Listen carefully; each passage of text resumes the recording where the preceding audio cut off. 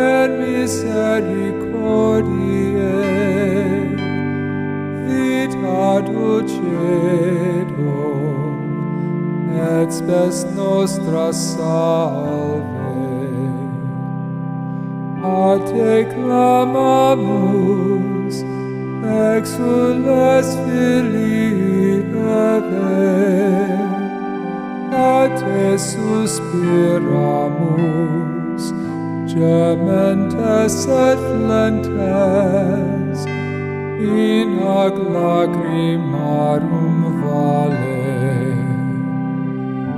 Ea ergo advocat